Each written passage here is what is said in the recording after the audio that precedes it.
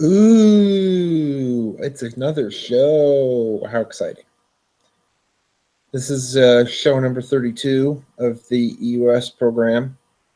Jeff's here, as he would be. Matt, however, I have no idea where he is because we're doing this on a Monday because we somehow screwed up trying to do it this past weekend. And now I can't get a hold of Matt to find out if he's available because he said he would be, and I don't know where he is. So I'm starting the show without him, so too bad. But yeah, right now, I mean, we could have gone a week without doing a show because the weather's been blah. Around here it's been blah. It hasn't been blah elsewhere.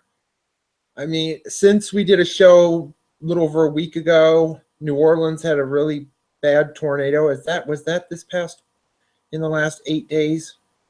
I think so. It was last Sunday. There was a lot of tornadoes down there. Outside of that, New England has had 2 blizzards, and we've had no snow. Excuse me. We have no snowpack. Today it was near 50. And this coming weekend, it's supposed to be in the middle to upper 50s and even some lower 60s in western Iowa. February, yeah, Puxatawny Phil can kiss my ass. So I've pretty much said some bad things already.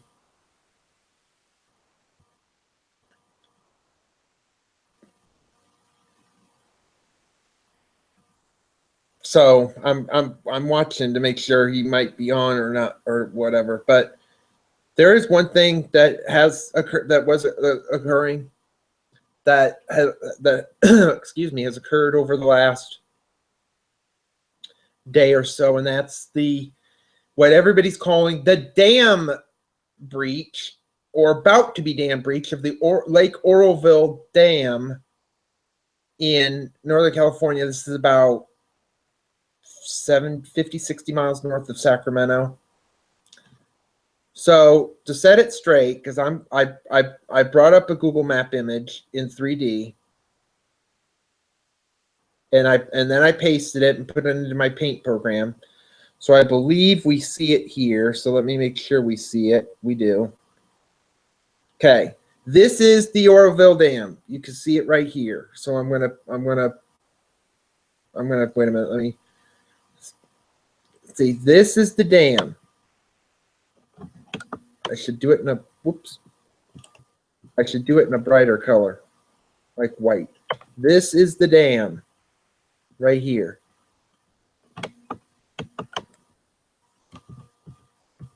That's not failing. This is now I got to put it back to black. This is the spillway.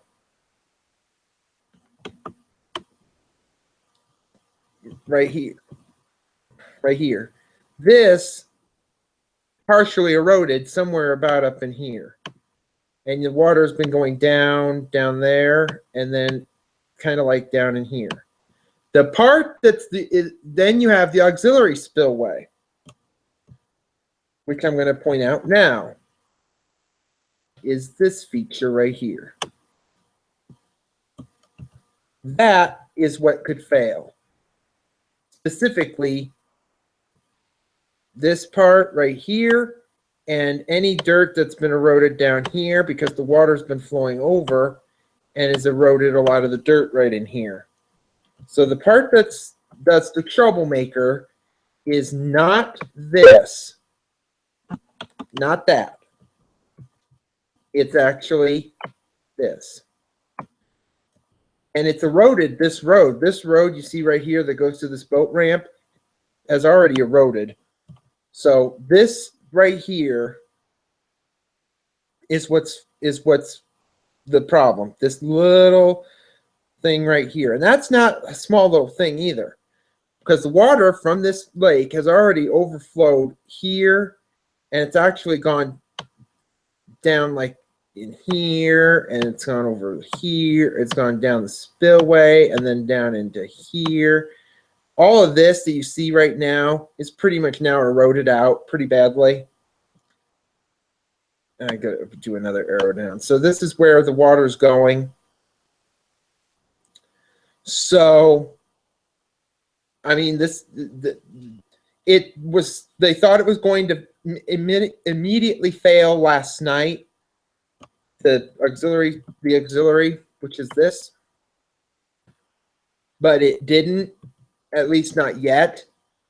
The lake level has come down, and they're trying to lower the lake as much as they possibly can because, unfortunately, the area is supposed to get more precipitation later this week, which is going to alleviate the problems they already have there. So we may go back to that if Matthew comes back or comes on to the program. We'll go back to it.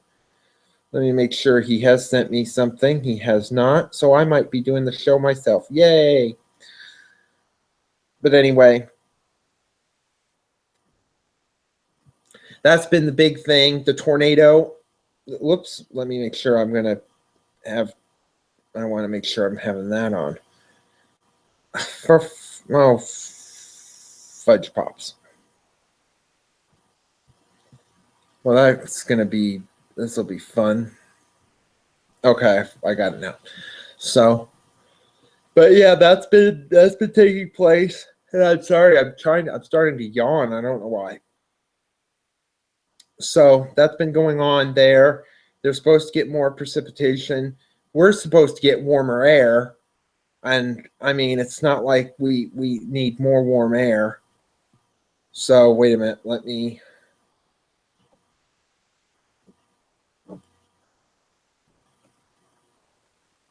do this. So just a minute, just bear with me. That's what happens when I do a show and I'm not prepared to be doing the show myself. My luck, Matt will show up at my house, which will be hilarious because my house is a mess right now. It's like it's not meant for visitors.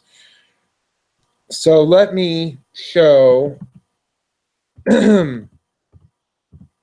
because there was the 7 to 10 day outlook showed that we're supposed to have a 90% chance of above normal temperatures.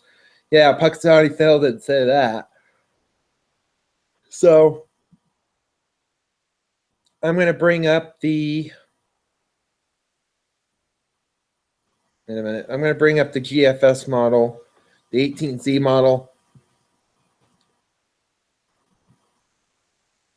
Bring up temperatures.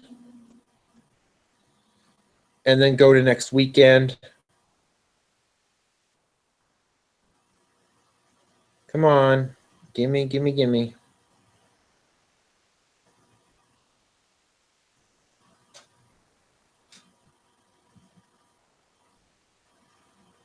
And let me go to Friday. Saturday. Okay, let's do Friday. It's giving me a better outlook here.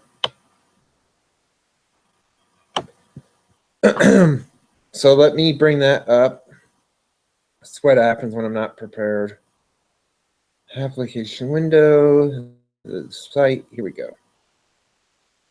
And I like how it always ends up way up here.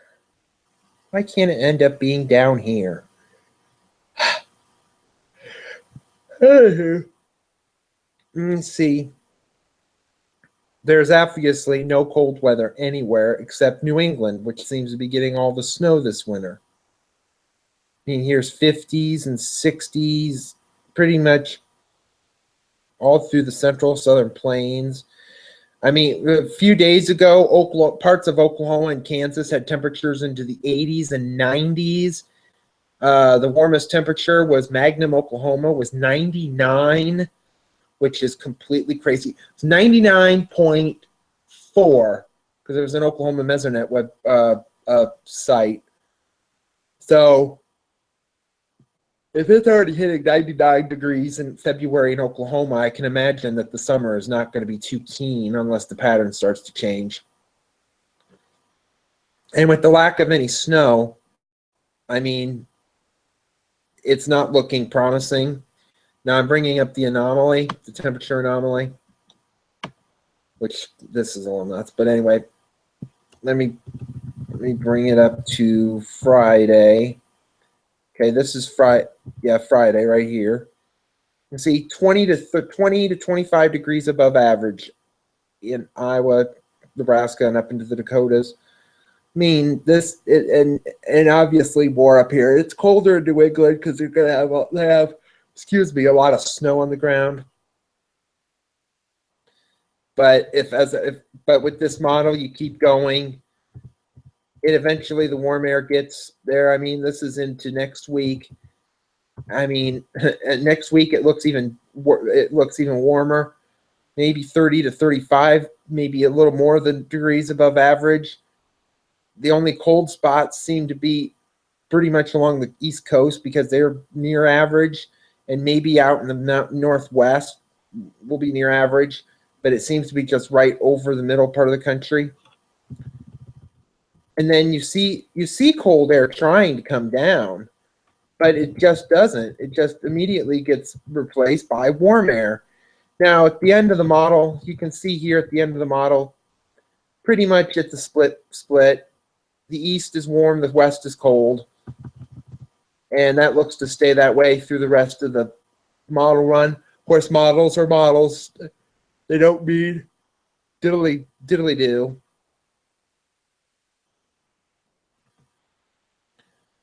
And I don't think nobody cares about that. So anyway, because I forgot to take the thing off. But so yeah, there's the warm air that's coming this week and into next week. And there's going to be chances of rain. I mean, there's going to. I'm almost thinking. I'd almost have to honestly think if we're even going to have any more snow this year. Probably, because it is mid-February. I mean, we're not going to just go, oh, no more snow here. I honestly don't see much snow left this winter. I mean, we haven't had much snow to begin with, but so right now I honestly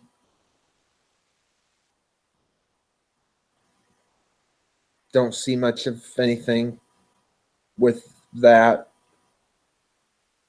And I'm looking at other things because there's people talking about Oroville again. So that's what's going on around the area. I mean, I don't know what else to discuss because Matt had some stuff to discuss, which is why he wanted to do a show tonight. And my internet's blinking at me, so I'm wondering what that means. I hate to think what that's going to mean. Probably means my internet's probably about to go out. Yay me.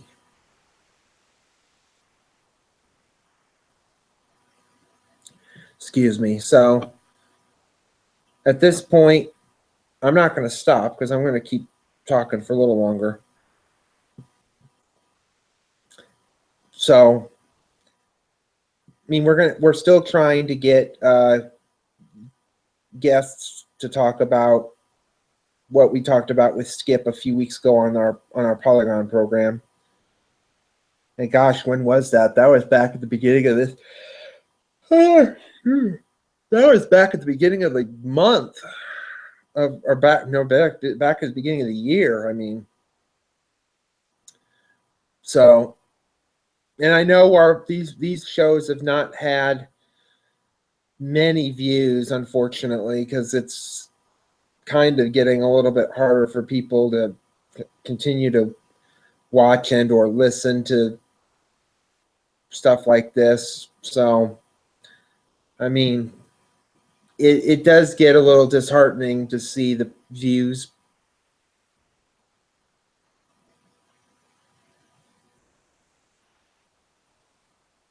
And then I'm wondering why I'm hearing a bunch of noise, but oh, I was like, what that noise was. It's like, oh, it sounds like my refrigerator. Hopefully it's not the refrigerator dying.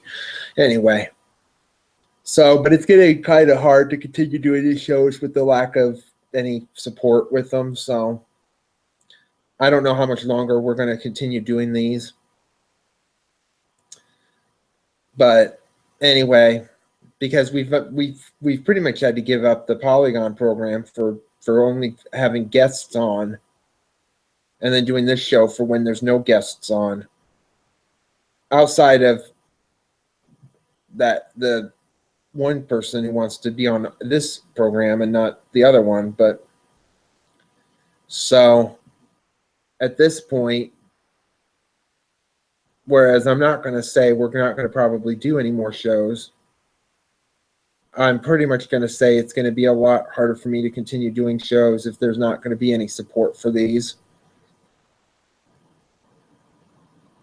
Because at this point, this pretty much is outside of that, because I used to, as everybody would know this, that I used to be at the Iowa Weather Network, and I quit in September of last year, which pretty much cut my weather fanatic craziness by about 85 to 90%. I was very rarely, I was paying attention to the weather because I would always look at the forecasts and whatnot and go ooh ah and look at models for stuff, because then I started doing storm chasing with Matt when we had these fall seemingly craze fests that we've been having of late. But outside of that, it's very difficult for me to continue doing shows when there's no real connection for me with the weather anymore. So, I mean, I've had some ideas that I wanted to do if I had stayed at the Weather Network, and I kind of had some of them planned out and whatnot, but I think the lack of any support really hinders me or me and Matt continuing to do shows that nobody watches or listens to. So it's getting very difficult. So anyway, enough of me blabbing about that. So at this point, I mean, I've done the show. Oh, figures. Matt wants to be on now. We can start. Well, I've already started, so too bad. You don't get a show now. Get your own show. It's like, yeah, get your own show. Oh, this is going to be fun because I'm going to have to tell Matt, I started 20 minutes ago, so too bad. Boy, this will be fun. Just a minute, we're going to bring Matt in. Now, Matt's going to have no idea what the hell's going on because we've already discussed about everything I want to discuss. So Matt's going to discuss the people that he wants to discuss, so this will be interesting.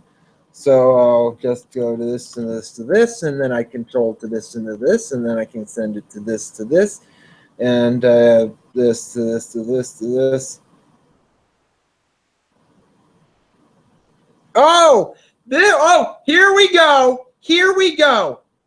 This is going to be good. Now Matt's going to rant about something else. Matt just got pulled over by the police. Oh, Lord. Oh, God. Oh, God, I'm going to have to start dying here.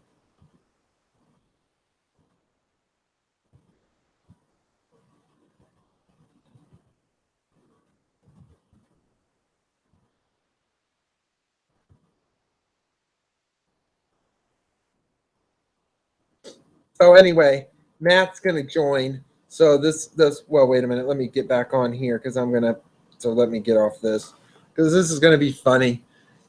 I got pulled over by the police. Boy, and I thought what he was going to say tonight was going to be good. Now he's going to add another thing. And I'm surprised he hasn't been pulled over the way he drives. Oh my God. And if it's that license plate thing again, if he still hasn't gotten his license plates from his ordeal in Kansas, I'm going to be like, really? It's like, really? I want to see him get pulled over again while he's on the show because he's still coming back from Cedar Rapids. So we'll see if he's going to come on. because now I'm going to have to wait for him to come back on because I sent him a message back. So hopefully he got it. Maybe. I don't know. We'll see. I don't know. Whatever. Okay, that's weird. Okay. I'm like looking at other stuff and it's like, okay. So, but that's what's happening right now. Here's the weather where you are. But I'll mention this while I'm doing this, talking about all this stuff and blah blah blah. That I have, and Matt knows this, that I have gone and booked my trip to Seattle, Washington, because my mom has relatives there, and it's a long story. Probably something I could do while Matt's trying to figure out how to get on here, but it's a long story. It sounds like a soap opera because I could go on. This could be a whole different show that's not weather related, but so we're going there at the end of April. So I always talk about April 27th, all the tornado outbreak from 2011. I will be in Seattle on April 27th. I will be there the 23rd through the 28th, which is a Sunday through Friday. And I'm spending the weekend before that in Minneapolis so that my mother and I could go visit my Aunt Dory, which could be for the last time because my Aunt Dory's in her 70s. She's actually the same age as my dad was when he died. So, I mean, that kind of sounds bad, but we don't get to Minneapolis that often. So we're going to be going up there and then coming back the weekend after that, probably on Saturday the 29th. Oh, excuse me. So that's what we're doing at this point. Anyway, outside of that, I'm wondering if Matt's able to even get on here. I might just have to send him a thing. Let me try to do that because usually I send him the thing. If I send him a thing the other way, it works better. So let me try it this way. Can't send it anyone. Can't do anything. Okay, let me try and send it and invite this way. Let's see if he gets in this way. We'll see if he does that. Because I sent him a link and that didn't work. He's probably got pulled over again. You didn't learn your lesson, young man. Hopefully he didn't get cuffed. Yep, there's the criminal activity. Hey, pipe down with that. I've already discussed that because I've already started. I've been on for 25 minutes and I've spent the last 5 minutes discussing your criminal activity being pulled over. It wasn't that bad. I got off with a warning. You were speeding, weren't you? Huh? You were speeding, weren't you?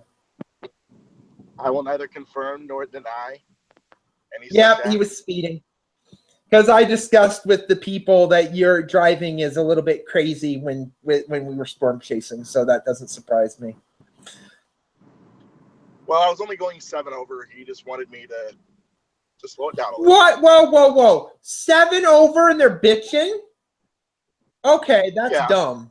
Then the cop has more important things to worry about than you going 7 over. Oh my God. They were picking. Well, it was Marion. Oh, it was the Marion Police Department? Was it in Marion? Yeah, it was in Marion, but it was before I was on my way to doing what I had to do in Cedar Rapids, and and that's what put me behind to begin with. Yeah, so it's the Marion Police Department. I'll make a snide remark. They're ticketing people to pay for roundabouts. Probably. Or their hotel that they were supposed to already start building and they haven't. So I'm going to turn my video because it's dark and I'm driving and I don't want to chew up too much data. Yeah, go ahead and turn that off because I noticed that when I started this, that when I had my camera on, it's blinking because the light's going crazy. So I'm wondering, yep, that's probably going to die. It's like, yep, that's going to be the next thing. But while you were busy getting pulled over by the police, I already discussed the tornado in New Orleans somewhat, a little bit, not very much. The dam that everybody thinks is breaching and it isn't. And the blizzards in New England, which they are getting all the snow and they ain't sharing. And that it's going to be warm, probably enough for you next weekend to ride. So we probably won't be doing a show because Matt will be riding his motorcycle next weekend. For sure now, because it's supposed to be in the near 60. So.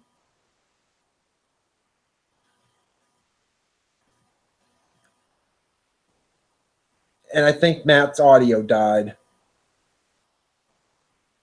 which wouldn't surprise me. Because that's the one thing about this show is that when we don't have a guest and we're doing this show, Matt's internet dies so badly and his cell network dies so badly. Turn off the video or you're going to chew up data. Yep. Sorry about that. I don't know what happened, but I just kind of disappeared. Yeah, it's called This Is What Happens When There's No Guests. You're like, your internet's like, and your internet and or data is like, Yep. This show's not important. It's not. According to my phone, yeah. Or at least according to my cellular connection. Yeah, but you should have decent connection coming back here. One would hope. So, but anyway, because Matt's gone through like 50 phones the last like 5 minutes or something, because as bad as his phones are dying on him. Going through phones like most people go through underwear. Or my laptop hard drives at my rate. So I'm wondering. For the same thing. Yeah. But I did discuss, because I was getting into discussing I just started discussing my trip to Seattle in late April. Oh, very cool.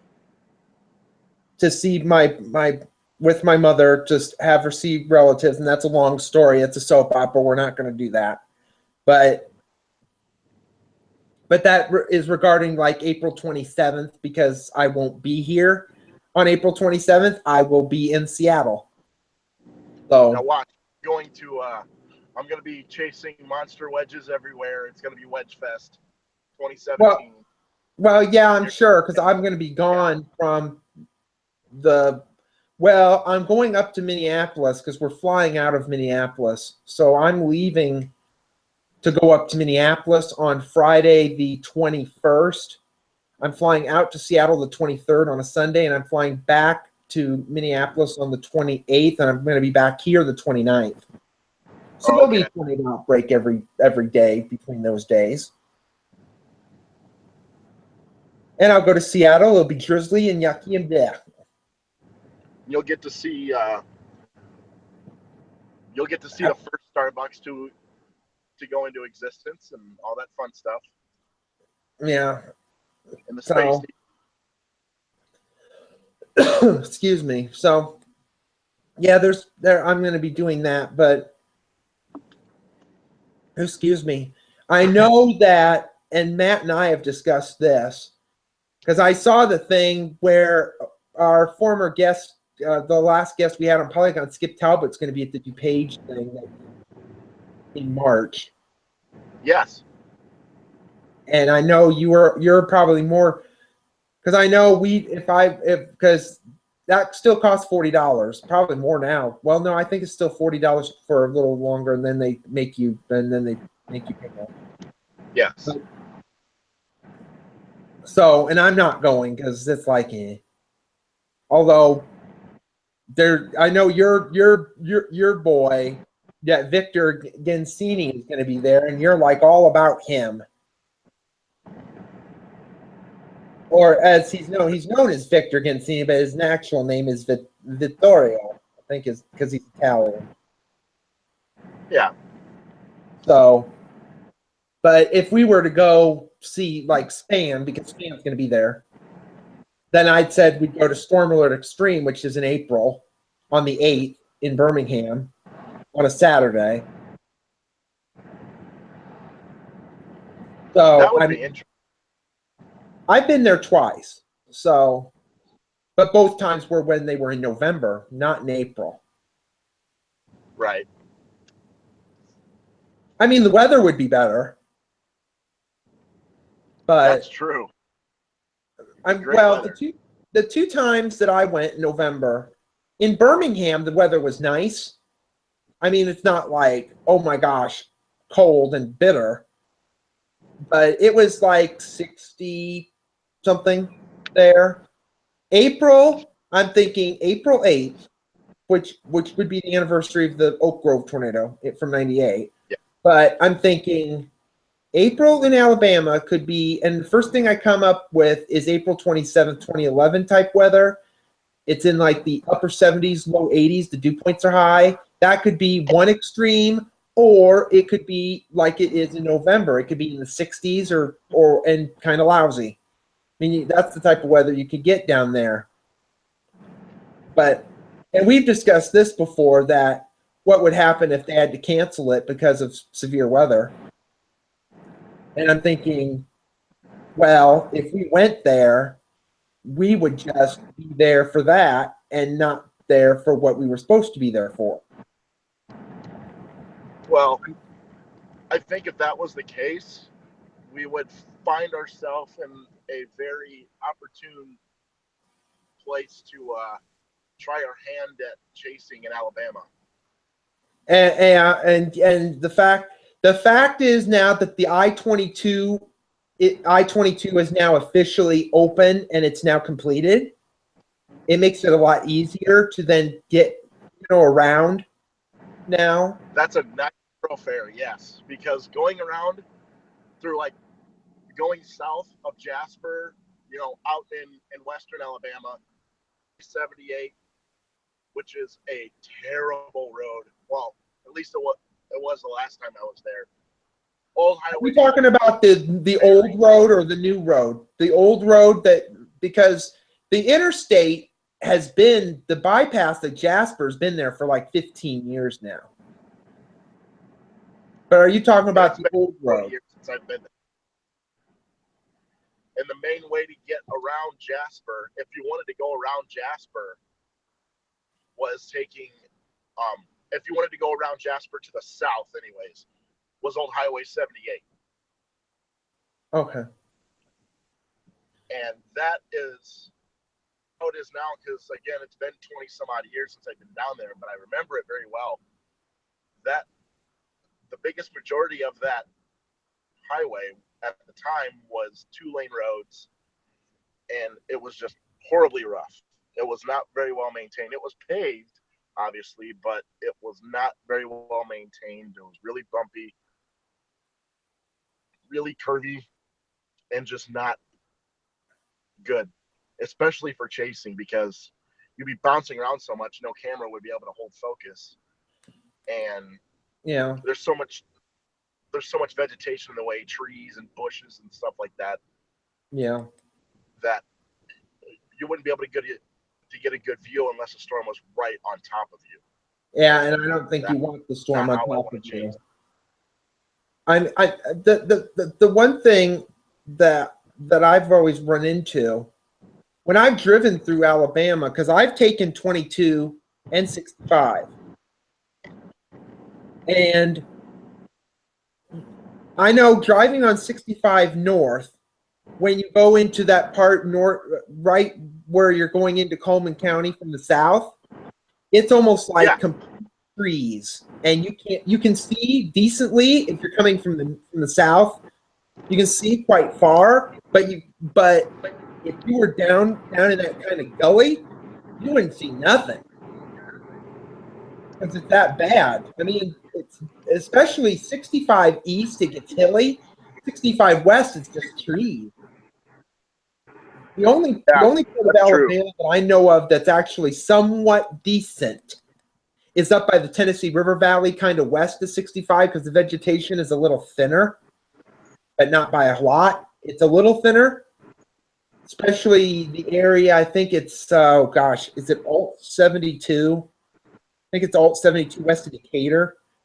I've never been there. I've been to Decatur, but it's I think Alt 72 between the Shoals and Decatur is decent, and then kind of down from there toward oh shoot, what's that town that I can't think of right off the bat? But that area kind of in there is decent, but that's about the only place in Alabama. North and east of Huntsville, correct?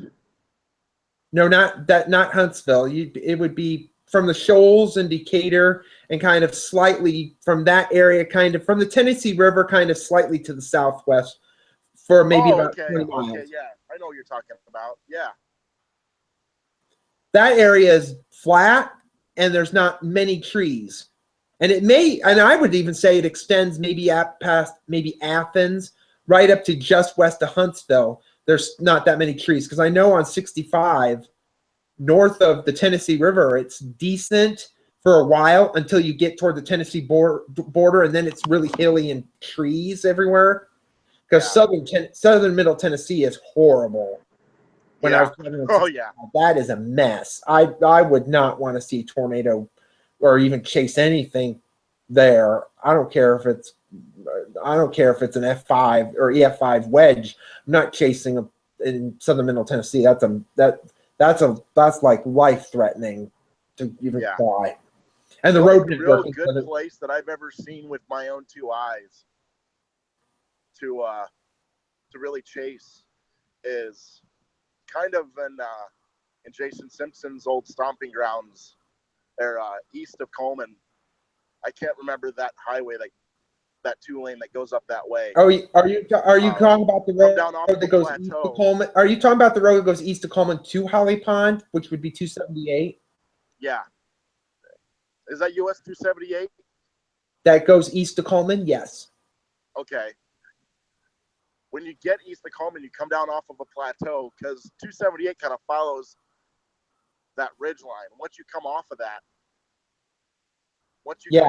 you come down a little bit, and you kind of come into a little bit of a plain, you know? Yes. A little flatter, and it's a little bit, the vegetation is a little bit less thick, and you can actually get some horizontal viewing distance. Is that around Alabama right there? Okay, we're gonna really get myself crazy. Would that be near Holly Pond, or would that be east of Holly Pond? Near and east of Holly Pond, because Holly Pond. So you're talking about Rainbow? Are you talking about the Rainbow Crossing? What's that? Are you talking about Rainbow Crossing, which is where where 278 and 67, where 67 comes down. Crossroads? What? I'm in my car, so I can't look it up, but isn't that Fowler's Crossroads? There's two intersections. One is one highway, and then there's another further to the north that's, I think it's 231 and 278, and then 67 comes down from onto 231. It's right by 278. It's east of there. It's that, and then there's ringing a bell. I think we're naming both of them, which I think is 75.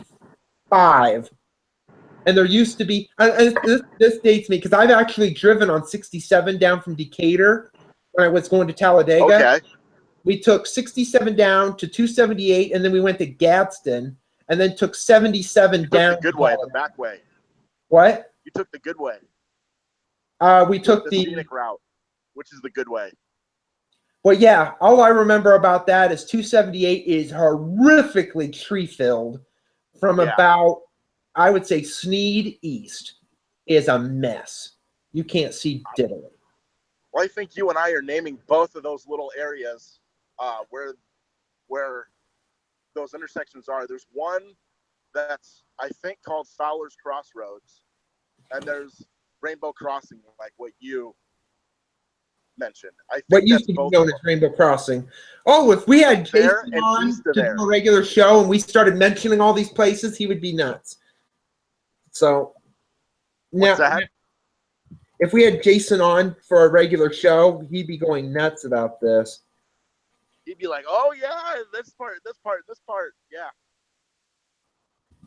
Now I'm gonna have to look it up. Oh, wait a minute, Rainbow Crossing. Give me. That might be good. Oh my God, this is funny. I put up Rainbow Crossing in Alabama, and it tells me exactly where it is. Oh, this is good. Yep, this is exactly what I thought it was. Yep. Wait a minute. I'm going to bring this up. So just a minute. Is it just east of? Is it just east of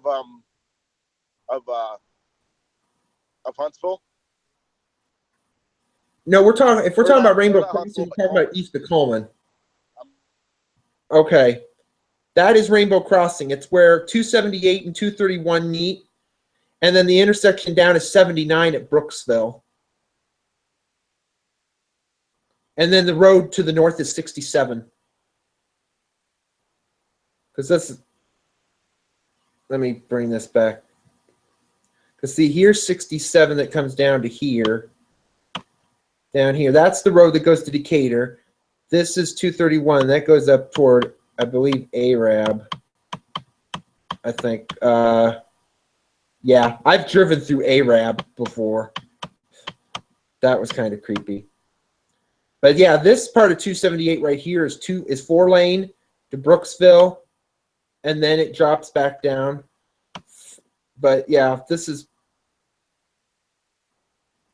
this area right here, I think, because there's Holly Pond, Jasontown, and Rainbow's right here.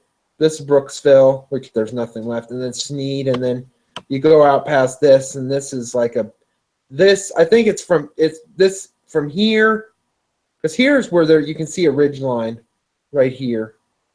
I'm sure, wondering if you're still on. Yeah, you're still on, but I don't think your audio's on. But unless you're home and you're repositioning. But anyway. But yeah, it's this line right here. So it's this little plane right here by Sneed. I always make fun of Sneed because it's fun.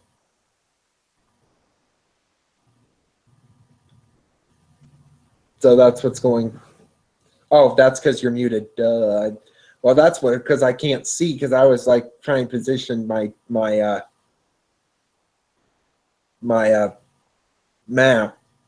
But yeah, we'll see if we want to try and do the April 8th thing. I mean, speaking of other things, I know Matt's going to rant about 5 million things. I'm going to look up before I do anything, because I'm going to look up to see. Ooh, excuse me. Because I believe. Oh, don't give me this now. Oh, jeez, come on.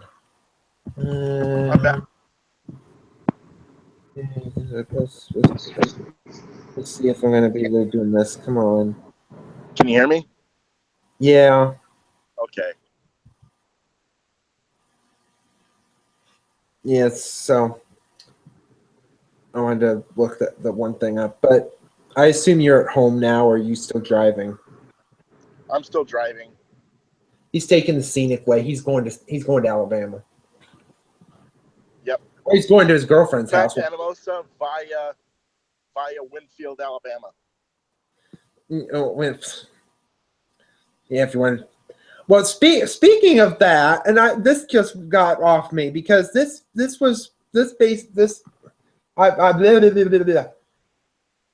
there was one person I'd love to have on this program, it's that storm chaser from Australia who comes up.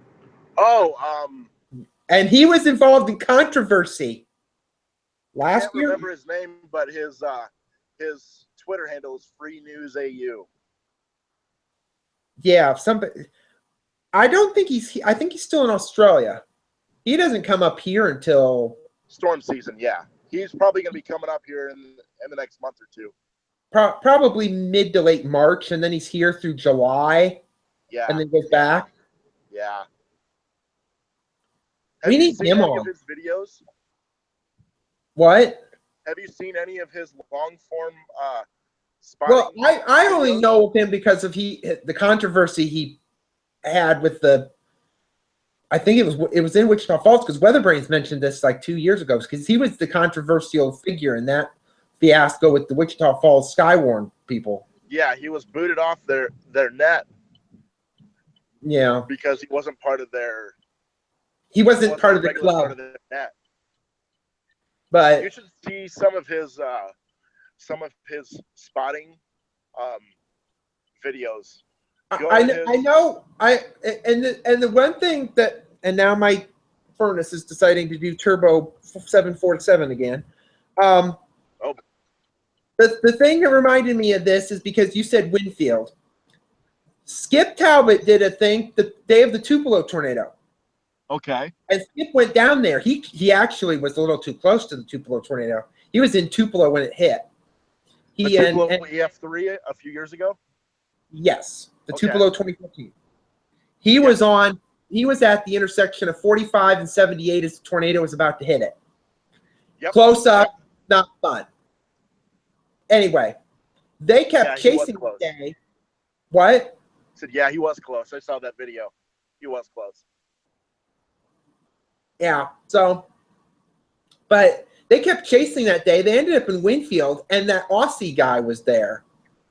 They ended up in Winfield, Alabama, and that's what reminded me of him, because he was chasing that day, and he was in Winfield, because that's where they ended up being. And then That is funny because Winfield is where my grandfather was born and raised. Yeah. Yes. My grandfather and his wife, my grandma, obviously, moved from Winfield to Kelowna, Illinois in 1952. So, but so that's what, excuse me, made me think of that. But you should see some of, excuse me, sorry, I'm getting the same lump in my throat. You should watch some of his storm spotting videos. You want to talk about a guy that is good on a radio net and is good at being a spotter? There might not be a better spotter out there than him, because he is extremely good with timely, concise, accurate updates. He doesn't fill the airwaves with a bunch of gunk waves. He broadcasts what he's seeing accurately and concisely, and then it gets off the airwaves. It's great. It sounds like a news thing. Clear, concise, complete. I just took the old Channel 5 in WOI in Des Moines thing, because they used to call themselves Clear, Concise, Complete. And also nobody watched them, so nobody could tell if they were clear, concise, or complete. I just got myself some people we're not going to have on again. It happens. But so we were doing that, but yeah, what's his face? We can't remember his name. I can't remember his name. I'd look it up because I follow him on YouTube. I'm subscribed to his channel on YouTube, but I'm driving, so I can't look it up. Okay, it's Daniel Shaw. Yeah, there you go. Yeah, I just looked it up because I'm not driving. But we need to have him on, but I don't know if I want to try to do that in Australian time. I mean, I could look that up. That is quite a difference. Okay, right now, in Australia right now, well, at least the time zone that I got, on the east coast of Australia right now, it is 10 minutes to noon. Because they're only... Right now would be a pretty good time. Yeah, right. They're only 8 hours behind us. Well, this time zone that I have, it's the eastern part of the country. I would think Daniel lives in the eastern part of the country, unless he lives in Melbourne or in Perth, which I doubt. I think he lives north of Sydney. Yeah, New South Wales. Okay, Daniel. New South Wales or Queensland, one of the two. It might be Queensland, but I know he's on the East Coast because I've seen his coverage of things going down in like Surfers Paradise and Coffs Harbor and things like that. Yeah, he says he lives in Sydney. Oh, okay.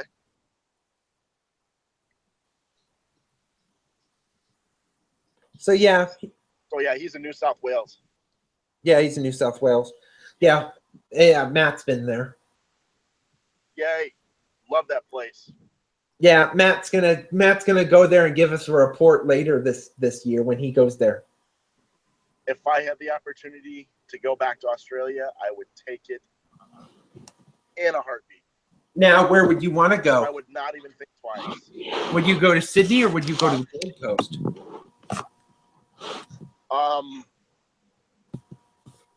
That's a really hard question because We've asked the I hard didn't question spend here. much time in Sydney. I didn't spend much time in Sydney when I was there. My ex-wife did.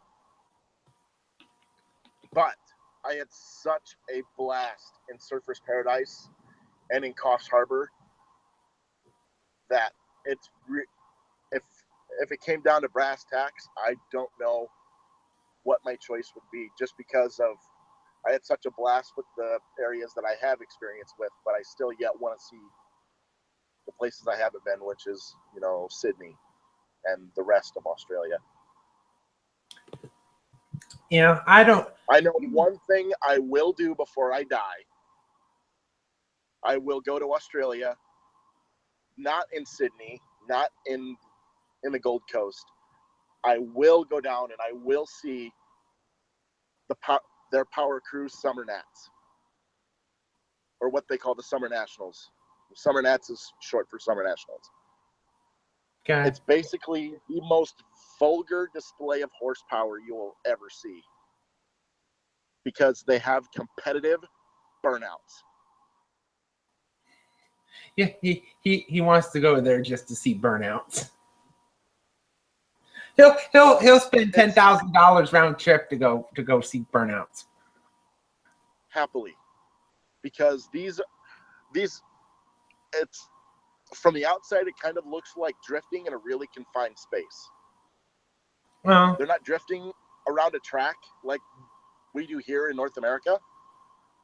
They're doing donuts. Basically just do a very long sustained burnout in a kind of small, like donuts, but in a space. straight line. Straight line, doing donuts. The whole point is to make as much smoke and to have as much style as possible. Yeah, you'd want to join in and get some. You'd want to join in. I would want to get in the left side of a car like nobody's business, because they drive on the other side. They drive on the right, yeah. Yeah, so I want to get in the left side of a car, of one of those cars, in a heartbeat. Yeah, I would try so hard to do. That brings up a point. Poor Daniel has to spend half the year driving one way and half the year driving another. Hey, he's well cultured. Yeah. So, and I mean, I tried to, when we were doing, and I could go on this, I tried to get somebody on from Australia on Polygon long before you came on here. Oh, really? Who? I don't remember. I didn't email them. I was kind of hesitant because I tried to get somebody from the Bureau of Meteorology because I follow them on Twitter. Oh, that's cool. And I mean, excuse me. And I tried to get, I think it's Chester Lumpkin, who used to work in St. Louis. Okay. He now works for the Bureau of Meteorology in New Zealand. Oh, nice.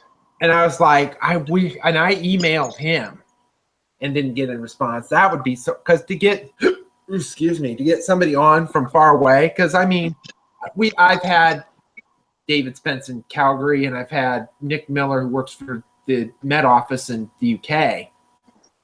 Mm-hmm.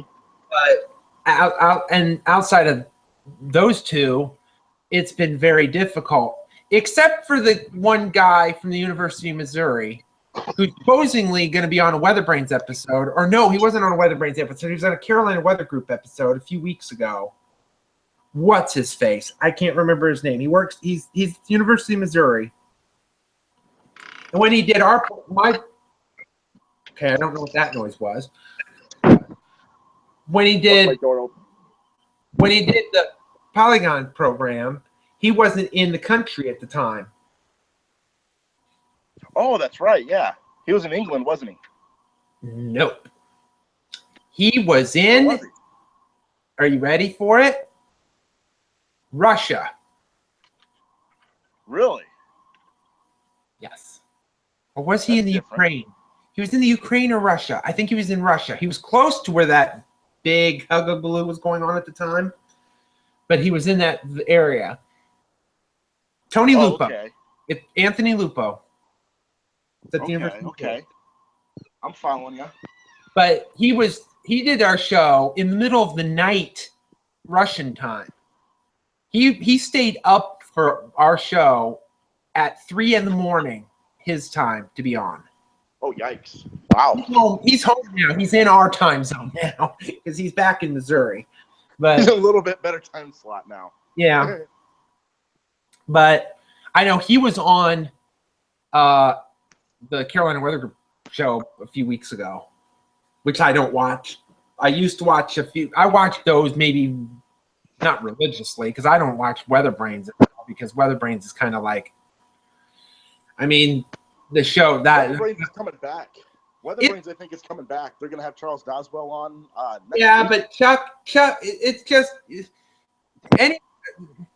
it's all fine. But the problem is what can Chuck Doswell talk about? He's been on so many times. It's like it's the same thing 50 times. What is he going to? I mean, it gets old when they have the same people on too many times. Then it's almost like you're grabbing at straws. I mean, I think he'll have a lot to talk about because it's been 2 years since he's been on last. The last time he was on was when he was at NWA, which was a year and a couple. It's been almost a year and a half. Was he on for NWA? What? Was he on for NWA? Yes. I didn't realize he was.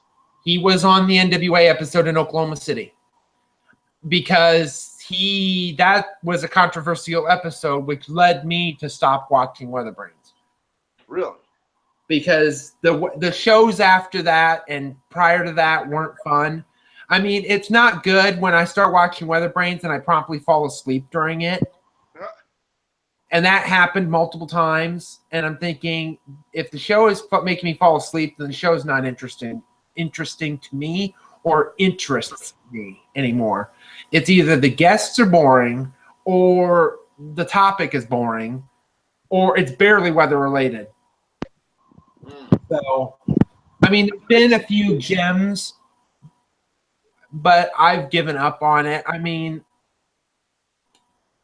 I just feel as though and I've discussed this on this program and even on Polygon, but it's just, it kind of has gone in a direction that and I understand why the direction they've gone in, because I found that out the hard way, is because they can't really get TV people on anymore because there's all this, well, you can only talk to these people and you can't talk to anybody and you can't have a show and you can't do this and you can't do that. Oh, right. Which is because what I wanted to do is talk to TV people and talk to them, which is what Weather Brains used to do until the big corporate heads decided to go, well, he's my people and you can't talk to them and blah, blah, blah. So that unfortunately has put a lot of the kibosh in a lot of things. I know they're going to do, I feel like we're doing Weather Brains preview because Weather Brains starts in 30 minutes, but which I'm going to watch anyway. But anyway, I don't even know who they have on this week. Let me go and look. One thing is, I have the Weather Brains schedule. So, and I have it on my taskbar. They have somebody from the Smithsonian on. Oh, good. Oh, big whoop. Might as well be a snore fest. Yes, I did that on air. Yeah, it's scheduled for today. It's scheduled in 30 minutes. So, but they have Phil Klotzbach, which is like a decent episode, but then it's hurricane related. And it's like, well, I'm not affected by that. So I pretty much avoid hurricane episodes. Stephen Carney, which is an episode that was supposed to be earlier. Dr. Rush Schneider. Chuck's going to be on in mid-March. And then, of course, there's the one after that, which is Jim Cantori. Mm-hmm. And, that'll be interesting. well, and they have the thing about the Wichita Falls tornado on April 10th, which is the exact date of the Wichita Falls tornado back in '79. Yes. And this goes back to a problem this goes back to this. And I'm going to go ranting because I know, Matt, you wanted to rant about 5 million things. So we'll get you into that. Okay. I wanted to do a show about Wichita Falls. This was back in 2014. This was going to be one of the first shows of polygons we were ever going to do. Mm-hmm. And I wanted to do the thing about the Wichita Falls tornado. So, and of course, there's the Terrible Tuesday, the whatever. Yeah. And you see briefly, somebody's in like the back of it. They're showing like the TV station, you know what I'm talking about, the engineering, where they're like in the thing, they show a TV and they're showing the crawl and they're saying people were warned that bad weather was coming, whatever. You're like, whatever. You know what I'm talking about? Yeah, but You're like, yeah, whatever. Okay. This tornado was famous because one TV station was covering it live. Of course, back in 1979 can't cover it live. Now, the weather TV meteorologist who was on the air when the power went out, I found him and I emailed him. I tweeted him to be on, and I promptly fucked it up because I pissed him off. Well, what'd you do that for? No, because I was being too eager. That's the only person that I've ever kind of somewhat pissed off, outside of the people who said no and kind of were snotty about it. Okay. But because he's in cable in San Antonio. Mm-hmm. Rich Siegel. Okay. He was chief at Channel 6 in Wichita Falls. And I won't go into it because but we'll just say he has an interesting career because he ended up being the weather person. Then he went to another station and was news director. And then he's now a meteorologist at cable thing in San Antonio. Time Warner Cable News, I think it is, for San Antonio. So, but that's what he's famous for. If you were to look it up on like Wichita Falls thing, you'd see Rich Siegel talk. You'd see him talking. You'd see his name pop up. Yeah. But that's who I tried to get on, and that didn't work. If Weather Brains gets him on, I'm going to be furiously angry. Now, this is interesting, and I'm not going to go off on this, but I might a little bit. The thing about it is that even though we know Kevin Selly works in Wichita Falls now, he works at Channel 3. Right. But he and Rich Siegel do know each other. So I have a feeling that he tried to get him on Weather Brains. And I would be totally angry. Which leads me to the next issue about another thing that I tried to do. And this was even before Polygon, even before anything else. I tried to interview somebody for the Edmonton tornado, the Edmonton, Alberta tornado that occurred in 1987, which the 30th anniversary of is this year in July. Yeah. And I thought about doing a show for that.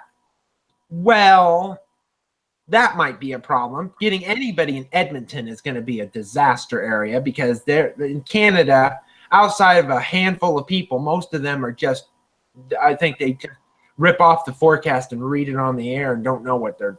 talking about. Outside of David Spence, who was in Calgary, and he's decent, and I give him some credit because he's decent. He tends, except the fact that he doesn't have his mustache anymore, so now he looks kind of creepy. But anybody wants to go watch the Polygon that he was on. He had his mustache then he shaved it off. Now he looks like a creepy person. But the person I was gonna have would be Ian Leonard, who used to work in this market at Channel 7. He now is in Minneapolis. He's at Fox 9 at KMSP. He just went back on the air tonight because this was his first night back after 6, 7 weeks he's been off because he's been going through cancer treatment. Oh, wow. Because I think he has skin cancer or something to that effect because he's had a lot of health issues lately. And it's like, the thing is, he works for Fox O&O. I have a terrible time even bothering O&Os because there's a lot of people that work at O&Os, like CBS O&O, ABC, whatever. The only people I've gotten that work at an O&O is Eric Fisher. And he works at WBZ in Boston. And I think he has enough clout that he can do whatever he wants. Okay. Yeah. But I just kind of want to avoid it because but I mean, he would be interesting because where was Ian Leonard in 1987? Edmonton. That's where he started his meteorology career. He started it in Edmonton. He was the weather person in Edmonton for like. That's annoying. What is that? Well, that's what I'd like to know. It sounded like echoing, like it was echoing off of your phone back at me. Strange. And now my Kaspersky is saying it's failing to connect. That's not a good sign. Oh boy. I may not get my rant in. Let me if see. Not, we can save it until. Let me see what this says.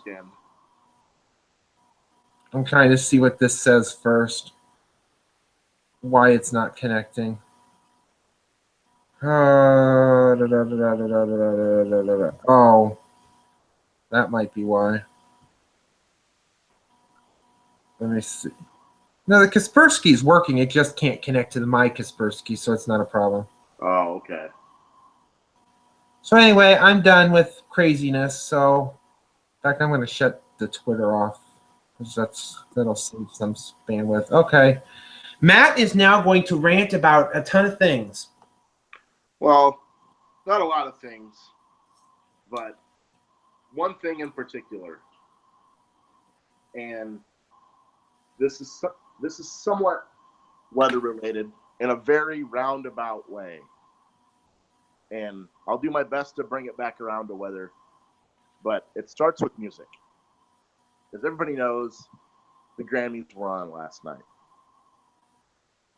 and there were a couple things that happened with the representation of rock music at the Grammys. One happened during the aired show and one happened beforehand.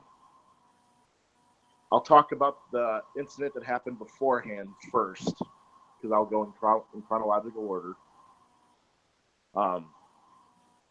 Best Metal Performance Grammy went to a band called Megadeth, who's been around for many, many, many years. This is their first Grammy win. They really deserved it. That's a great album. I own that album, and it's amazing. It's probably one of the best. It's probably one of the best rock and roll albums to come out in the last 25 years. For those of you that don't know, the lead singer and lead guitarist for that band is a man by the name of Dave Mustaine. Yeah. He's a former member of the group Metallica. Yeah. And he was let go from Metallica in a very abrupt fashion in 1982. And for a lot of years, that left a really sour taste in his mouth. A lot of Metallica fans will, to this day, taunt him by approaching him and then going up and then putting up the horns and screaming at him, Metallica, you know, trying to taunt him, saying, look what you missed out on, type of thing. I say that because this happened. They brought up the band, and the entrance music that the Grammys, you know, hired band played was a Metallica song. A song called Master of Puppets, which was a song that was on the album that was put out immediately after his departure from the band. So I assume you can see where the awkwardness would be, or where the bad blood might be. And a lot of rock and roll and metal fans would know that already. They understand that story. But that left a really bad taste in my mouth, and I think that was done in bad taste. It might have... Part of me wants to give the Grammys, you know, the benefit of the doubt. Or give them the finger. Well, part of me wants to do that too, but... and say maybe they just didn't, you know, they hit the wrong button or something. Yeah, right. Yeah, just deliberate. Well, you never know. People are human. People do make mistakes. You wouldn't think that people in the Grammys would make that kind of a mistake, especially a mistake that could lead to such strong personal feelings, or would bring back strong personal feelings. Yeah. But everything that I've read, because obviously that part wasn't filmed or televised, so, you know, there's no firsthand account of it really. But from all that I've heard about, that Megadeth took it with grace. They handled the situation with a lot of grace, and they did a very good job and everything else. The second part was a duo of sorts between Lady Gaga and Metallica. And this was during this was supposed to be the one big show, the one big performance of the night. You know, this is supposed to be the big one. You know, it was Lady Gaga. She performed on this year's Super Bowl. Or the big game. Sorry, we're on a live telecast, so I got to say the big game. I apologize. She performed at halftime at the big game. Please, NFL, do not send me a bill for that. You could always say in Houston. Yeah, the big game in Houston. Yeah, we'll go with that. The big game in Houston. We'll edit that in post, huh, Jeff? You know? Yeah, I don't edit this stuff. Well, dang, I tried. But at any rate,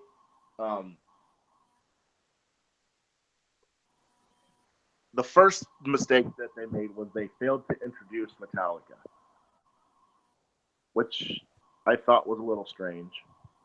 And then a couple seconds into the song, the lead singer, James Hetfield's mic was cut off and not turned back on again. Which I don't understand. I do know that Lady Gaga, I watched a couple of replays of what happened, and Lady Gaga handled it perfectly. Total pro move on her part. So this has nothing to do with her. She got an ace in my book for her performance in Houston. And she gets another A in my book for what she did at the Grammys. She handled it like a total pro move. Handled it with a lot of grace and a lot of elegance and a lot of style. And she did the right thing, I think. And the same with Metallica. They handled it with grace. I keep saying grace a lot, but I think that's the kind of attitude that they took. You know, they took their lick and just kind of went, okay, you know.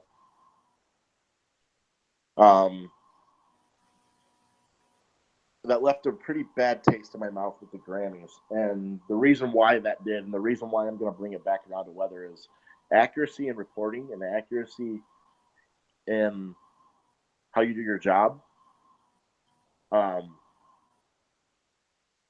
Those of us in the weather community that are on the air, we do our best to give accurate statements. I know I do. I know I'm wrong fairly often, but I'm sorry, I'm new. I'm learning as I go. That's just how it is. But it's not about me. The point is I try my best, and so does, I think, most everybody. And when I say most everybody, I mean probably 99% of everybody that's on the airwaves doing something related to weather in some way, shape, or form. Mm-hmm. We try to be as accurate as we can with forecasts, with name pronunciation of towns and things like that. And excuse me, we do our best to involve everyone that is to be involved with our situation, regardless of what it is. And that's the point of my rant is take pride in your work. When you're doing something, whether you're on the airwaves or you're at some desk at some out of the way National Weather Service office in Bangor, Maine, or in Las Vegas, which gets no weather at all, except for a couple of thunderstorms every fall.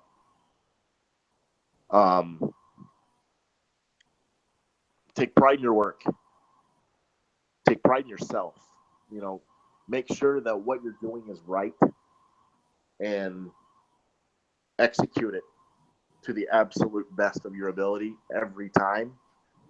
Because that stuff, and the people that are responsible for those, and I'm putting up air quotes now, I'm trying to still say bandwidth even though I'm home, because I don't know how good my connection is. But I'm putting up air quotes. The people, quote unquote, responsible for those quote unquote mistakes at the Grammys, it's pretty evident that regardless of whether they were honest mistakes or not, did not take enough pride and care in their work to check, double check, and recheck when it was time to do so. And that says a lot about the person. The body of work you produce says a lot about who you are. And you need to take that into consideration when you're doing your work. When you accept a job, you need to take that into consideration. What will my body of work at this job look like? What if I take it? Is it something that I'm willing to put my name on? And by virtue of putting your name on it, you're staking your reputation on it. Because I'm sorry, but reputation still means a lot in this world. It's not just all about buzz and getting clicks and getting likes and shares and views. Your reputation does mean something. And if you have a good reputation, your phone will keep ringing. You will keep working. And that holds true with any profession, whether it's professional weather or whether it's, two guys doing a podcast to maybe 2 viewers on the entire internet, like Jeff and I, or you're a sound engineer at a recording studio, or you're a record producer, or you're the member of a band, that's just starting out. It doesn't matter what it is. If you're an accountant, at some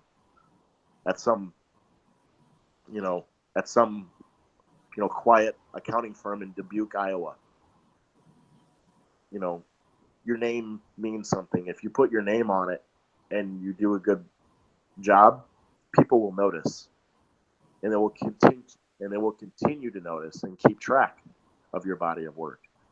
So the people that made those mistakes, my only hope is those mistakes get remembered as both mistakes and the fact that they were still made, given the context in which they were made in. I think it means a lot to have an event such as the Grammys, because outstanding musical performance and artistic expression is something that is needed, especially in today's society. And I'm saying that as a devout music fan, not just hard music and heavy music, but music in general. You'll catch me listening to bands like Slipknot and Hatebreed just as often as you'll catch me listening to Beethoven or Lady Gaga or Bruno Mars or insert other musical act here. I have a pretty wide breadth when it comes to my musical taste. I like a lot of different kinds of music. And recognizing the very best, it's a worthy cause, and therefore the stress and the worry that goes into putting on such an excellent production, I think, is warranted because it is so important. And the people that made those mistakes on those days, they dropped the ball. And I think the very best that they can do right now is learn from it and figure it out and not to do it again and to figure out a way to reconcile, because that's all they got. And their reputation just took a big hit, especially in the rock music world. So that's all I got. Yeah. They ain't going to be winning an Emmy Award this year. No, definitely not. Given the fact of all the other stuff that occurred during what, so I didn't watch the Emmys because it's like it's another stupid award show, and it's like I bought. It's like it's to the point that it's like there's like an awards show like every Sunday. It's like they have to have that, and then there's the AMAs, and then there's the Country Music Awards, and then there's this, and then there's that, and it's like there's too many awards. It's like, well, we'll just give you an award for being here. Here's an award for this. I'm convinced that there's so many award shows because everybody wants one of those goodie bags you get for showing up. Have you heard of the goodie bags that people get for going to one of those things? Yeah, it is ridiculous. Yeah, they just want to have award shows for that. Here's an award for the goodie bag awards. I'm convinced that's a big reason why they keep having these award shows. Is the goodie bags that people get are astounding. Like they get jewelry, worth thousands of dollars in a goodie bag, in a handout bag that everybody gets. Yeah. I read somewhere, I can't remember what year it was, but it's been recent. It's been within the last 5 years that somebody showed up to an Oscars award night. And everybody in the audience got a goodie bag that was worth like $25,000 or something like that. Jesus. And the people that won got an additional one that was worth like another $50,000 or something like that. It was insane. It makes you want to go to any of these award shows. Mm-hmm. Sorry, we're not going. I don't want to go. I don't want to go. I don't want this crap. Well, I don't want to go because, well, I'm not there to get an award, and B, that's just not my thing. That's just not for me. Yeah. I think it's warranted. I think it's necessary. He's a hater of awards. No, I'm not a hater of awards. I just don't like how they're gone about nowadays. When I was growing up. Oh, it's time for that. When I was young. When I was growing up, a Grammy meant something. It really meant something. Yeah, because there wasn't that many different divisions. Now it's like Grammy for singing in a high octave and singing for low octave female under 25, and here's 25 to 49. Like, this is why these award shows take like 6 years to complete. Because the Grammys went over by what, 45, 50 minutes last night?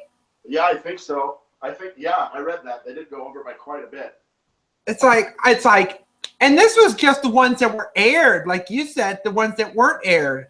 Imagine if they aired everything. You would have to have 2 nights. It's like, we're going to tape this part for later. That's why they don't have, when they do the primetime Emmy Awards for television, they have to have the arts and whatever stuff the week before that's not televised, because if they televised that, you would have 7 hours of Emmy Awards, and it would be like, and here's an Emmy Award for lighting. Who cares? Nobody wants to see that. It's like, and here's one for key grips. It's like, whatever. I don't care. I want an Emmy for a key grip. I don't care what you want it for. But and this kind of and then this kind of went off on another thing, because I when I was talking about Emmys, going back, this kind of went off of that back to this one thing where I was talking about before you came on, because then you kind of just because when I was on myself, kind of telling about, and I don't know if we had ESP or something going on, because I was talking about the show having not that many viewers and all this stuff, and kind of getting very hard to continue doing such a show with very few viewers. But then I was like, because I came up with, and I was discussing other ideas that I want to do that would be separate from this. And one of them was to do a weather video program that would be taped and edited and whatnot. And I had come up with this idea like years ago, and I never got around to really getting it accomplished, because I'd have to have a camcorder and I'd have to have equipment and all this stuff. I have the editing equipment. The editing video stuff is on this laptop. This is the reason why I got this video software, was mainly for doing the weather videos when I was still doing the network stuff, and for possibly doing extra stuff later. Okay. But I mean, and it made me think of that as to doing a video and then making it a nice program and whatnot, and then winning a regional Emmy Award for it, which would freak me out. Something like that. Don't think that can't happen, because nowadays with everything going digital, and there's not going to be many airwaves left, given the fact the incentive auction just ended with the FCC. There's going to be a lot less airwaves in this country in the next couple of years, when everything gets trimmed into the 35 channels that I think they're going to be in, channels 2 through 36. Correct. So there's not going to be many left. That is very true. But it just so happens I have a GoPro, which would be great for that kind of a platform that can film in up to 4K. Yeah, because I thought about this, because I'll mention it, because it's like, it's informal and nobody's watching this anyway. And they might be like years down the road when I'm long since passed away, because this is all we'll be around until YouTube dies. But it's funny, YouTube is over 10 years old, and I was watching videos that are 10 years old now. It's like, oh my God, this is so sad. Isn't that crazy? Yeah, okay. Well, here's the thing. This is how crazy I am, but I'll get to that afterward, because I was going to do a weather show called Iowa Weather Magazine. It'd be like a magazine thing, like you're reading a video magazine, and it'd be like stories and ooh and ah, and ooh, this town was hit by a tornado, and ooh, blizzard of whatever, and ooh ah, you know what I'm talking about? Yeah. Like 60 minutes, but it's weather. That's kind of a great idea. Well, thank you, but that didn't work. Anyway. And I thought about like doing, cool stuff you can do, like canoeing and going through like state parks and all this stuff. So that's almost like the Iowa Outdoor Show on PBS. Yeah. On cable television. So it's kind of like that, but like you can do this in the summer and do this today, and the weather will be nice, blah, blah, blah. You know what I mean? Anyway. Yep. But back to the YouTube thing being so old. My YouTube channel, which is what this is on. Excuse me. I joined YouTube on Leap Day in 2008. Wow. February 29th, 2008. Is that by design? I don't know, because I don't know why I did it then. And the funny thing is about me being, because we have like social media 2.0, which is like Facebook, Twitter, and whatnot. And then we have social media 3.0, which is like Instagram and Snapchat and all that other stuff. Yeah, yeah. I was one of the first, I think, 10 million Twitter people. Really? Yeah, supposedly I'm in the 0.1%, one of the first 0.1% Twitter people. Something like that. In other words, you have proof that you're an early adopter. I'd have to go back and look, because my Twitter account is only, I think, 3 months shorter than Span's. Wow. 3 or 4 months, I don't remember. Let me go look. I don't know why I'm discussing this now. This has nothing to do with weather. It's like, yes, I can be excited about my 460 Twitter followers. It's like 460 people follow me. Okay, yeah, let's just do this for the fact. Matt, are you at home now? Yes, I am. Are you going to look at how many Twitter followers you have? And I might as well just go off this. I'll do that. I'll see how many followers I have. Yeah, you probably have 10 million. I have 85. I have 460. Well, geez. Somebody's a better tweeter. Let's see. How many Twitter tweets have you tweeted? Outside of complaining about NHRA live streams. Huh? Outside of you complaining about NHRA live streams having buzz noises.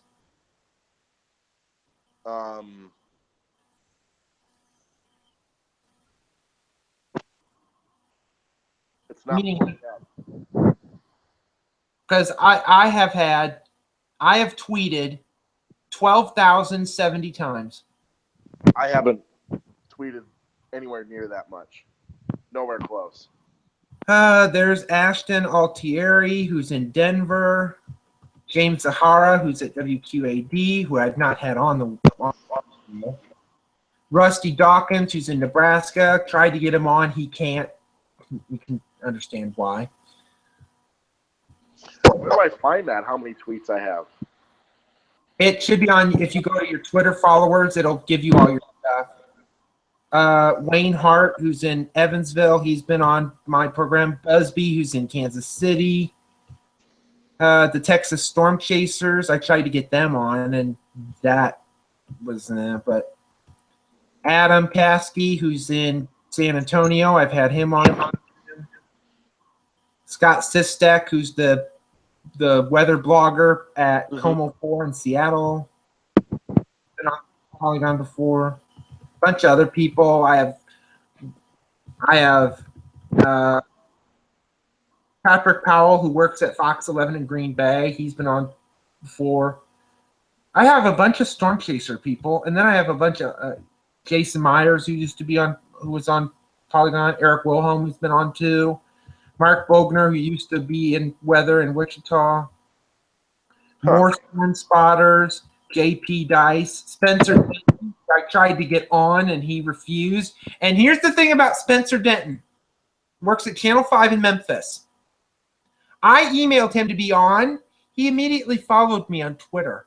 So he read it, and he never responded. Then it gets better. It gets better. When I was at NWA with Henry, we got into the elevator to go to our room. Who came in with us? Spencer Denton. I wanted to punch him out. I said nothing because I think Spencer knew who I was. And he wasn't going to say anything, and I didn't say anything because I knew who. It's like, I want to strangle him. But sorry, Spencer, but I emailed you, and you were a douche. So, and there's Dave Nussbaum, who's at Channel 4 New Orleans. Of course, he was on Polygon, but now he probably can't be because of corporate. John Wheeler, who's in Fargo. He's an Iowa native. He was born in West Union. Tony Lupo, who I mentioned earlier in the show, he follows me. Tony Lupo follows me on Twitter, but I don't follow him. That's not good. Let's see. I got, for weather people, I have Mark Elliott. I don't have weather people. Greg Screws follows me. Dan Gottschalk follows me. Well, Dan does too. Follows me. You Let's see. Sheer Analytics follows me. Kevin Selly follows me. The Long John Index follows me. I have- Solari. Brad Panovich follows me. Jamie Singleton. I have Eric Fisher, David Fenfrock, who I tried to get on. David Fenfrock's at Channel 5 in Dallas. Oh, cool. And John Wetter, who runs the thing in Minnesota. Oh, yeah. Yeah. I also have Jason Prentice. Yep, so do I. He's been a former Polygon guest. Rennie Vanderwedge from Mississippi State. He is one heck of a Twitter follow. That guy. Okay. You're gonna get me on started with Rennie because he doesn't work in Mississippi anymore. He works in Oklahoma City. I know. He's at WBT. I tried to get him on and he didn't respond. Really? Well, let me. So I want to take all his red hair and shave it off. He's a nice guy. It's like the minute you move to Oklahoma, you become snobby. Yeah. Sorry, Oklahoma people, but I tried to get a bunch of Oklahoma City people on. Outside Oklahoma City people. Tulsa is a different story because I've had Travis on. But Oklahoma City people, they're just all like, oh, I don't want to do that show. Outside of only one person, which is Gary England, who will do it. Nobody else will do anything. Let's see who else. Tony Manolfi, former guest. Zach Paul, who works in Jefferson City. I tried to get him on, and he didn't respond to me either. Other people who I don't know. I have Jen Henderson, Weather Safety Daily. She puts out a pretty cool little daily newsletter thing. Jason Simpson follows me. Ashley B follows me. David Phillips, the guy who used to put together the fog bank for Weather Brains, he still follows me. Yeah, I think he still does too. Ooh, Reed Timmer follows me. He does to me too. I forgot, but yeah, he follows me. Reed Timmer actually sent me a message, which is frightening. Really?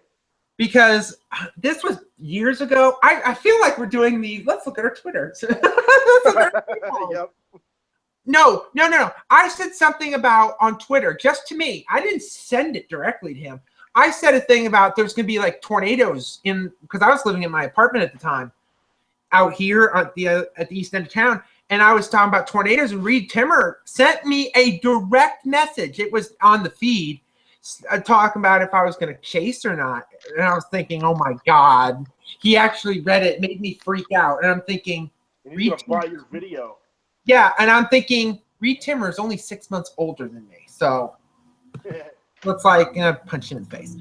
Okay, here's one. Bruce Sussman follows me. He used to be in Portland, Oregon. I tried to get him on, and he refused. He follows me on Twitter. Shelby Latino follows me. She was, and I believe she still is, in Fresno. Tim Heller, who's been on Polygon before. Let's see some other people. Somebody who lives in Egypt. That's kind of creepy. Egypt. That's interesting. Tim Hallbach, who's the WCM at Milwaukee, Weather Service cool. Milwaukee. He was a guest on Polygon when he was still in lacrosse, and that was when Henry got. And he followed me. More TV weather people that have been on. More people. WHO follows me. Jared Rennie follows me. Jared Rennie would be a good person. He's in North Carolina, in Asheville. You follow me. If I can, Jason. You don't follow me. Yes, I do. Are you sure? Yeah, because I saw your feed on the thing about you complaining to NHRA why the feed was messed up. Oh. The DOT follows me. I have a lot of Alabama DOT people that follow me. Yeah, I don't have that. Ed McElerney follows me. He's in Portland, Maine. But he works at Hearst, and Hearst is not allowed. He used to be at Channel 42 in Birmingham. Mary Oh, Ann okay. Ritter, who's at WHO, follows me. Peter Quinlan, who's in Saskatoon, Saskatchewan, follows me. I tried to get him on the program, and he was kind of reluctant, but he follows me on Twitter, and I follow him back. Because anything that happens up there, if we have a northwesterly flow, whatever's happening there will be here the next day. Nick Walker follows me. Really? Yeah. Cool. Sean Ash, who's at WTHR in Indianapolis. Funny story about him. I tried to get him on the program, and he was kind of like beating around the bush with it. How I got him is I posted a picture of there being snow. It's the first snow of the year. This was years ago. He then sent me a message saying, can I use it on the air in Indianapolis? And I said, sure. It ended up on the air in Indianapolis. And I took a picture of it. Because I was Iowa wound up on the air in Indianapolis? My picture ended up on the air in Indianapolis. Wow. So I had a picture that I took myself on in Indianapolis. Huh. And I freaked out because that was cool. Oh, I am followed by furnace and air conditioner installers. I'm followed by Mediacom, so I can bitch at them directly. Nice. I am actually followed by, get this, the editor of the Des Moines Register. Really? The website editor, but yeah, nevertheless. More storm chasers. Got quite a few storm chasers that follow me.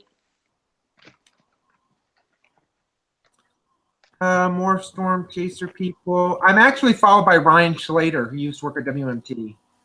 Cool. He works for the King County Conservation now. Hint, hint, hint. That sounds like an Iowa Weather magazine thing. Yeah. Oh yeah. Andy Hall follows me. He works in radio in Des Moines. Yeah, at Laser 103.3. Yeah, he follows me on Twitter. That is really cool. I love Andy Hall. Yeah. Because when I used to do weather stuff, I mean, I'm followed by so many people in radio because they would see when I used to tweet out warnings, they would get some of their stuff from me, which is kind of creepy. Really? But, hey, it worked, didn't it? well, yeah, but I don't do that anymore because it was becoming such a hassle. Other people, more people.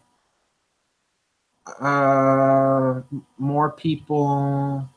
Storm. Oh yes, this is the best one. I'm followed by a car dealer. I don't know why. A car dealer? Yeah. Who? Excuse me, Mike Finnan Kia in Dubuque. Oh, they followed me for a while and then they unfollowed me. I don't know why.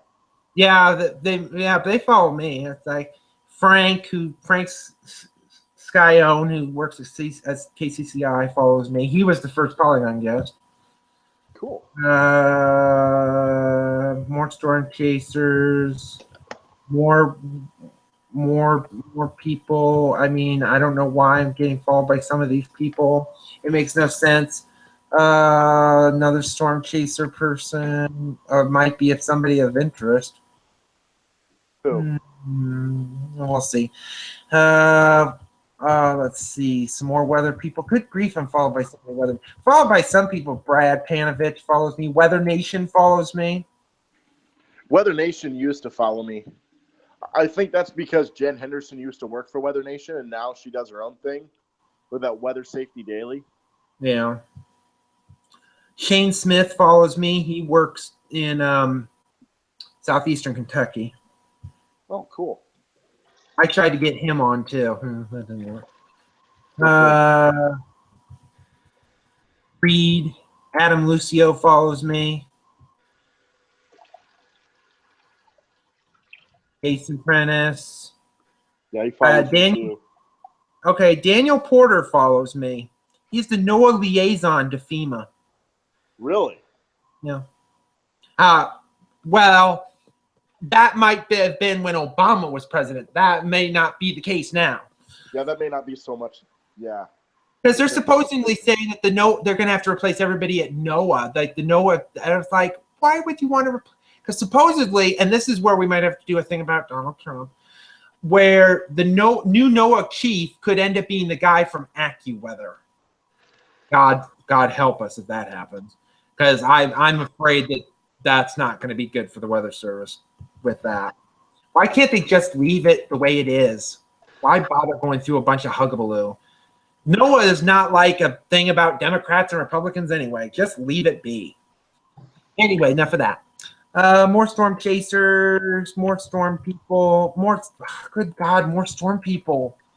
Good grief, storm people. Oh, Omaha roofers. Follow me. Ian Leonard follows me. Ed Wilson follows me. The Randy Brock, who used to be at KTTC, follows me. He's now a realtor. I could have used him when I was looking for a house. Rathbun Lake Association follows me. That'd be a nice place to go. Is the Rathbun Lake. Lake Association? The Rathbun Lake Association. Huh. Kai at Channel 9 follows me. Mike Bettis follows me. I've gotten into some really interesting things with Mike. Richard Llewellyn follows me. He was a former guest on Weather Brains. He's the senior broadcast meteorologist on radio at the Weather Channel. Cool. I'm followed by Allegiant Airlines. Really? I am followed by AARP in Iowa. That's a new one. Fans of Lake Delhi follow me. Now that they have a lake to be in. You had to be a fan of? Yeah, more people. Yeah, because you only have so few, and I'm still going through mine. I'm like, How many followers total do you have? Followers, 460. Oh, okay. There's another weather person that used to be in TV and is now not at this point. Justin Gertz follows me. There's Gottschalk. More people. Des Moines Register follows me. I'm waiting to get to the one. Oh, here we go. This one is the best. These people followed me almost from the beginning. You ready for this one? Here's the surprise of them all. I don't know when they started following me. Eastern Illinois University. Really? They follow me on Twitter. Huh. They don't even have a meteorology department. Western Illinois does, but not Eastern Illinois. I don't know why. The Gazette follows me. Well, maybe they have an earth science department and not a formal meteorology department. Doug Wagner, who he's the morning host at WMT. He follows me. Here's the thing, Doug Wagner, who works at 600 WMT. Yeah. In the morning. He wanted to co-host this show. Really? Yeah. Huh. Kevin Selly follows me. Joe Winters follows me. Bill Murray still follows me. Bill Murray, the weather brains. Bill Murray. Mike Wilhelm still follows me. The late J.B. Elliott still follows me. God bless his soul. And Span is the last person on my list.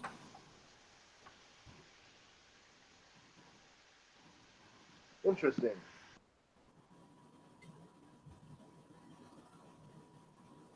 I'll make a mention. Henry still follows me, but he's locked his Twitter account because he doesn't use it anymore. Huh. There's one person from the Weather Network that still follows me. Who? Jacob. Okay. Jacob still follows me too. Yeah. He and Dan are pretty much running things now. And we're discussing this. We're still live. It's like, why not? Whatever. So It's a 2-hour show now. Oh, it's getting to be. But So maybe we should get this finished up so I can make dinner. yeah, let's stop. Goodbye. We're just gonna stop like right now.